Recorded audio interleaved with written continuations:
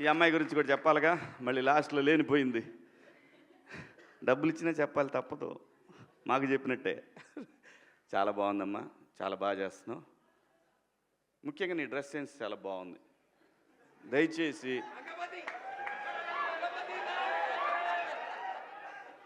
ఇంకో విషయం చెబుతున్నా, అమ్మాయిలు హీరోయిన్లు ఏ బట్టలు పెడితే వేసుకొని పోతే మనమే దరిద్రం అనుభవించాల్సి వస్తమ్మా. ఏమనుకోవద్దు, హీరోయిన్లు అందరూ మీరు అనుకున్నా నాకు పోయేది లేదు, లాగి పీకుతాం మనం, అది వేరే విషయం.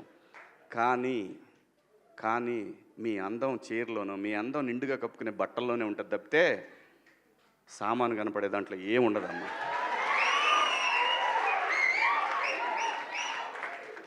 అవి వేసుకున్నంత మాత్రాన చాలామంది చూసినప్పుడు నవ్వుతూ అంటారు, కానీ దేద్రమ్ముండ ఎలాంటి బట్టలు ఎందుకు వేసుకుని, కాస్త మంచి వేసుకోవచ్చుగా, బాగుంటావు కదా అనాలనిపిస్తుంది లోపల, అనలేము. అంటే మళ్ళీ స్త్రీ స్వాతంత్రం లేదా స్వేచ్ఛ లేదు. స్త్రీ అంటే ప్రకృతి, ఎంత అందంగా ఉంటే అంత గౌరవం పెరిగిద్ది. ఈ ప్రకృతి అద్భుతంగా ఉంటుంది. అలాగే స్త్రీ, మా అమ్మ చక్కగా ఎప్పటికీ గుండెల్లో కనపడతా ఉంటుంది, ఒక సావిత్రమ్మ కానీ, ఒక సౌందర్య కానీ.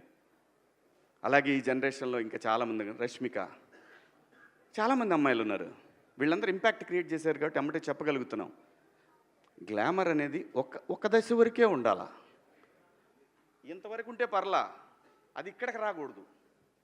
నేనేవాళ్ళే కానీ చెప్పడానికి మళ్ళీ అందరు రేపు పొద్దున పెద్ద పెద్ద వాళ్ళంతా బయలుదేరతారు, మాకు స్త్రీ స్వేచ్ఛ లేదు. స్వేచ్ఛ అనేది అదృష్టం.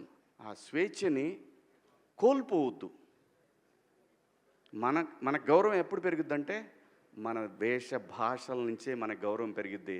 అందులో ప్రపంచ వేదికల మీదైనా సరే చీర కట్టుకున్న వాళ్ళకే